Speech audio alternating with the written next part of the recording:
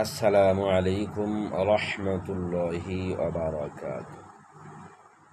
ইসলামী অর্থনীতি পরিচালিত হয় ব্যবসার মাধ্যমে। এ সম্পর্কে আল্লাহ রাব্বুল আলামিন সূরাতুল বাকারা ২ নম্বর সূরা ১৭৫ নম্বর আয়াতে ঘোষণা করেন, বিসমিল্লাহির রহমানির রহিম, ওয়াহাল্লাল্লাহুল বাইআ ওয়া হাররামার রিবা ফামান জাআহু মাউইযাতুম মির রাব্বিহি ফান্তাহা ফালাহু মা সালাফ ওয়া আমরুহু ইলাল্লাহ। আল্লাহ রাব্বুল আলামিন ব্যবসাকে হালাল করেছে এবং সুদকে হারাম করেছে।